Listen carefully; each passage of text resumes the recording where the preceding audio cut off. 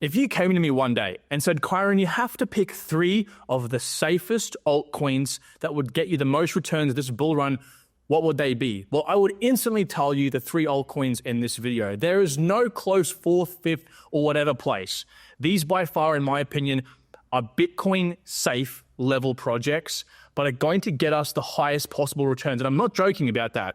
That's not some title or buzzwords I'm using here. That's genuine honesty. Okay, so what are these 3 altcoins? I'm going to go through what they are in a second, but before I do, guys, you can help support all I do on the channel here with a like on the video. It does go a long way, believe it or not, to incentivizing me to keep going and bringing you this high quality content every day. And while you're at it, hit that subscribe button. It's right next to it. Thank you.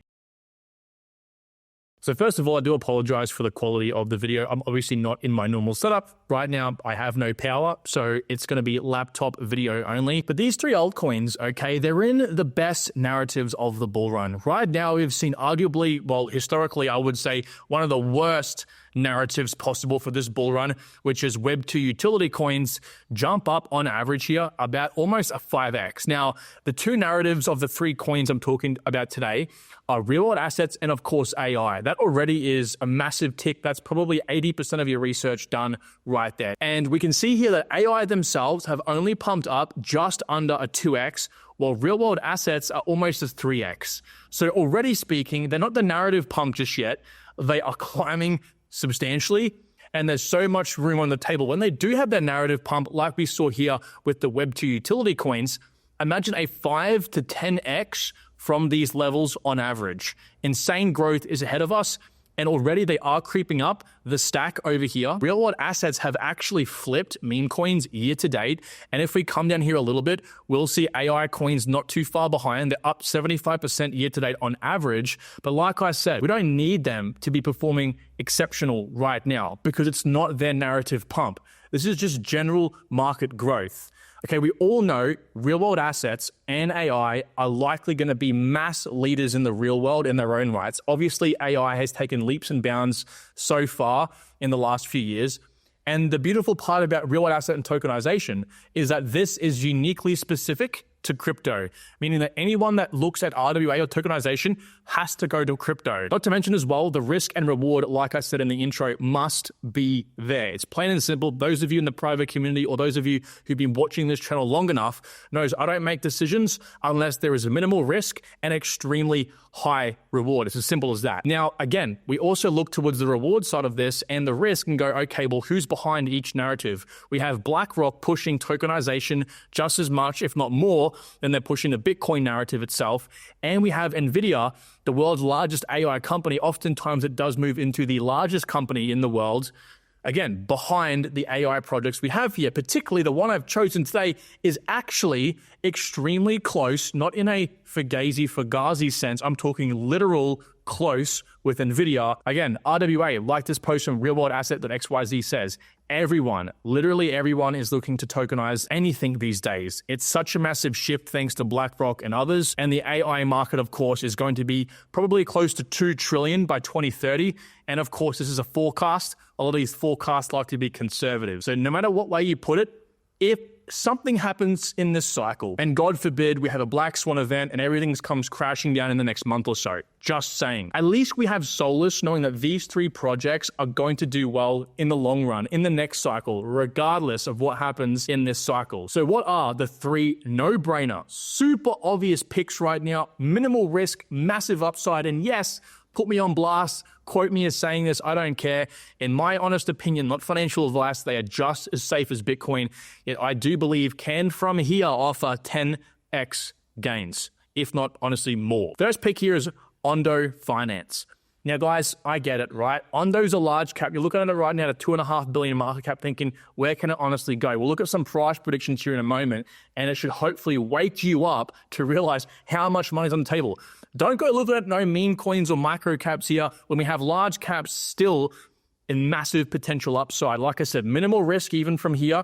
high reward, okay? But they recently had some insane news where Trump's World Liberty token, or the project itself, began to actually buy Ondo. They only own 4 assets. One of those now is, of course, Ondo. This has caused a massive amount of interest as well. The chief strategy officer over here, Ian, made a very important mention, I believe, not a cryptic mention because I'll talk about the catalyst here in a moment, but they're basically talking about tokenizing everything, right? And that's the whole point of Ondo. Right now, they only have 2 products, but their plan in the next 6 to 12 months, while the bull run continues, is to tokenize every security possible. Now, a huge catalyst for Ondo as well is the recent HBAR news, believe it or not. Now, HBAR pumped up about an 8x on average, and the other projects in that general vicinity, they pumped give or take about a 4 or 5x. The reason HBAR pumped up that little bit extra was because there was news at the right time that one of their board members here, Brian Brooks, was potentially the next chairman of the SEC. This was pure speculation, okay? Who actually won? It wasn't Brian, it was someone called Paul Atkins. Now, Paul Atkins has no direct association with Ondo, but he does have a direct association with Securitize, one of the guys working directly with Ondo. So the connection I'm trying to really make here is that Brian Brooks, the guy who pretty much caused HBAR to pump up a lot more than HBAR's rough competition, right, those Web2 utility coins, or the same speculation and interest can be associated with Paul Atkins actually winning and being the active chair of the SEC. So, of course, things are just stacking up here in Ondo's favor. And the second RWA coin I want to talk about today actually has even closer ties, I believe, to Paul Atkins, which is even more bullish news. And this coin is way smaller than Ondo right now. Ondo has pretty much quadrupled its engagements from about 400K per day up to an average of about 2 million. People are catching on. Now, Ondo also has some unlocks here that still come out. They have linear unlocks here for investors and so on over the course of time. And I've disproven this many times before, guys. If you look into it, I created this, the tokenomics master sheet here, to just give you 2 numbers to look at to discern whether a project has good or bad unlocks or vesting. And as you can see here, Ondo scores well above the industry average. This is some of the best in the space, even beats other projects that have all of their tokens unlocked. So where do I see Ondo going? Well, actually, it might surprise you. This is also factoring in the so-called dilution. So these massive unlocks that are still to come out here that everyone is concerned about. And we're going to see here that even at $15, the market cap would be $51 billion. Now, there isn't going to be $51 billion required to move the price of Ondo to that level. But again, are people going to want to sell Ondo? Okay, I don't think so. I think people will associate Ondo at a 51 billion market cap and still think there's room to grow. The reason being is because, again, Trump's buying it. They have Ondo Global Markets coming out. These guys are at the very pinnacle of tokenization. And thanks to Paul Atkins, this is going to be loosening up so much more. RWA is by far one of the most large narratives of the bull run, if not even bigger than AI. So will Ondo capping out at 51 billion be likely? Maybe. But I do think even then it can go higher. So I think $15 for price is around the top, but exact top, it might actually push further. To put it this way, I definitely think $10 is achievable. No doubt in my mind, all-time high. Not financial advice, of course, but that's just some numbers. Not to mention, but Binance is buying up Ondo. They're literally buying it up on chain. We can actually see this. And you know what's even better about this? It's not even listed on Binance yet. There is, I believe, an impending Binance listing coming, which, as we all know, would probably spike the price of Ondo up to some ungodly amount instantly and give it a much higher low. And also, guys, this guy over here, Dan, he's the CEO of Pantera. And on CNBC, he actually mentions they have a position in Ondo itself. I do not know a more bullish series of events than what I just explained to you for any project out there right now. The other two I'm going to talk about here are not far behind, but this by far is the most obvious pick in my personal opinion. Now, coin 2 is actually Render. And I'm going to be quite quick here because I've spoken about Render quite a lot on this channel. I'm going to make a video here in the coming days as well. But Render is just under $9. And I think that's a fantastic entry level because I do think, as we'll soon see with some price ranges, that this coin is set to go well and truly over $100. Honestly, I do think that. So these guys are also working with Google. You can see here quoted. This was actually at one of the NVIDIA GTC conferences. So NVIDIA hosts these conferences called the GTC conference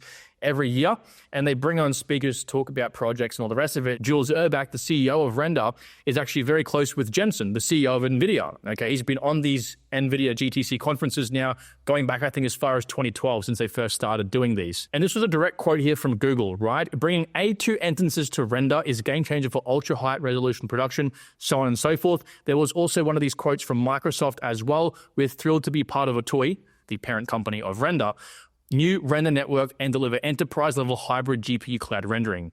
That is just insane stuff. Now, I do want to move the conversation here to Render's connections, because I think when it comes to crypto and the crypto space in general, these guys have by far the most connections of any project, aside from like your Chainlinks and all those sort of large market cap projects. So David Sachs, the newly named White House AI and crypto czar, follows 3,200 people on X. One of those is the CEO of the Render Network, Jules himself. Now, this might seem quite innocent, sure, but when you actually combine that with the fact that apparently he's actually an open investor in Render, and on his podcast over here, in an interview, had one of his guests, I think you guys might know who this is, actually speak a little bit about the Render Network and how bullish he is on it. So this is all very bullish stuff. Let's not forget as well that Render actually burns their tokens. They're not quite deflationary just yet, but they're technically disinflationary, where they're kind of burning a lot of the inflationary supply that does come out. So this is obviously fantastic, because the more it's used, the more it's burned, and eventually it will become deflationary. All of this combined, I think, is the reason why, again, just similar to Ondo, there's been a massive interest increase in the engagements for Render over the last few months here. You could see back in October of last year, it was around 200K. Now it's averaging give or take about 2 million, just like Ondo per day. Big stuff. And like I said, the most connected project, I believe, in this space around this sort of mid-large cap market cap range, right? Atoi, the parent company, has allowed Render and its sort of product market fit, I believe, to just instantly swell and will continue to swell, gaining from large network effects, basically. As for price predictions for Render, I believe this coin can most definitely go to $150. You'll see the market cap sizes here for Render are much larger than with Ondo, and that's just simply because I think Ondo could go to the same sort of market cap ranges as this as well. But Render is a much larger market cap size project than Ondo by about a 2x right now. So I believe wherever these projects begin to launch, I think that it will most definitely be like that sort of market cap growth range from there. So a 10x on Render obviously will be larger than a 10x on Ondo, but that's just generalizing here. Like I said, I think that Ondo can do these market cap ranges. And just like Ondo, I'm not saying for certain that Render will go to these. It's just to give you some idea that, hey, at $150, Render will be at, I believe, $83 billion. And that's actually one thing I wanted to move into next. Do you think that they could actually reach these market caps? Here's a very important lesson in crypto I want you to understand, right? I'm assuming many of you who probably now think it's possible for these projects to go to these high market caps probably didn't 1 month ago. This is an important lesson in what I teach here called Pumpermentals. You and everyone else in crypto, for that matter, believe a coin can reach a high market cap because there are catalysts, past, present, and future, that have come up, like with Ondo and, pretty much Trump's project buying up the Ondo tokens. These are catalysts. These are reasons that give you sort of an incentivization to want to buy the token itself, okay? Without these, you don't really want to buy the token, or you're not as encouraged to buy the token. This is why I'm going to bring up the next and last coin here, which is Wormhole. Okay, they had a recent partnership with Securitize, BlackRock's transfer agent, because W will soon be used to transfer tokenized assets, generating billions of transactions and up to trillions in volume. So people are going to FOMO in. So you want to be ahead of the herd by seeing these announcements, these catalysts that have happened now or in the past, or possibly future ones that might come up. Again, when this is pushed out to the market, maybe they begin transferring around some of these tokenized assets. What do you think people are going to do? They're going to buy the token, of course, right? And what do you think happens when mass hysteria and hype comes into the coins? I see this time and time again in crypto. A very basic partnership here with data and price feeds coming in from Chainlink here for Hedera. This is a pretty mediocre, at best, partnership. Hedera's already partnered with Pith for this sort of stuff, okay? And people go goo goo gaga crazy over it. Look at this, 3K likes, and everyone's freaking out over it. Like, this is the next generation thing. All the DeFi applications that can now be built on Hedera. Guys, it's this, it's chatter, it's noise. It means really much nothing. Hedera's had 1,000 times better partnerships and updates recently, like in the past before it pumped, and no one cared. This is what I'm saying. When interest comes in, when there's a reason for interest to come in, there's past catalysts, present catalysts, like this pretty mediocre one here, and there will be speculation of future announcements, like also Hedera over there with one of the possible board members, being the chairman, these will come up, and these are reasons for people to want to buy. That's why I'm so interested in the coins I've just mentioned, is they give such good reasons to buy based on past and present information, plus also massive speculation for future as well. That's why I bring up Wormhole here. Only a 900 million market cap coin. Their recent partnership with Securitize allows Wormhole to be the de facto transfer agent, basically, of Securitize, which is a transfer agent from assets in the real world into crypto, to spread it in and around crypto. Now, what I love about this is they say here the collaboration is working on past and future tokenized assets from Securitize. What does that mean? Well, guys, Securitize are the transfer agent of the Bullrun fund. You have no Bullrun fund without Securitize. BlackRock partly owns Securitize. They had a massive investment in Securitize, right? They work with BlackRock. So this is massive. Okay, so the Bullrun fund likely, and any future tokenization X things from BlackRock is going to happen through Wormhole. When people realize this, they're going to go crazy about it, but no one gives two craps now because the attention hasn't come in just yet. That's where you make your fatal mistake, and that's why you don't care, and you end up buying in Wormhole at a 3 or 4x from the current price. From there, they don't need all that much to convince you to buy more, like with the Hedera recent partnership here with Chainlink's price feeds. Okay, this isn't a big update at all. Pretty standard in crypto, and yet everyone went crazy about it.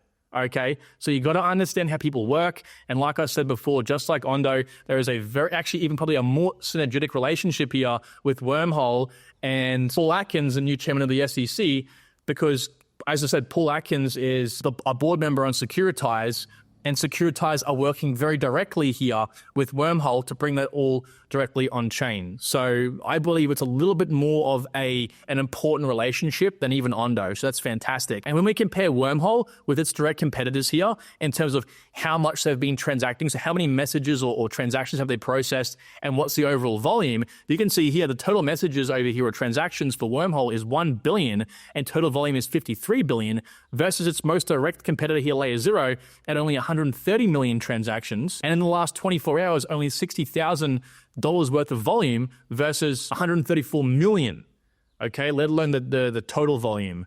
So it's just day and night. And actually Axelar over here as well. Axelar's even smaller as a comparison, 2 million transactions, again, versus 1 billion and 5 times more volume, okay?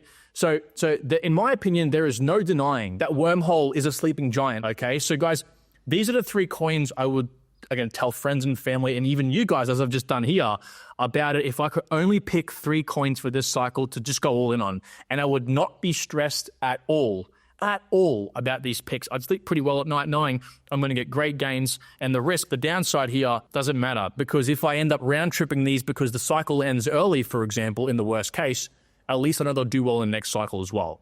So guys, thank you for watching this video. Let me know what you think down below. What are your top 3 picks? And with that being said, I'll talk to you soon. Take care. Bye-bye.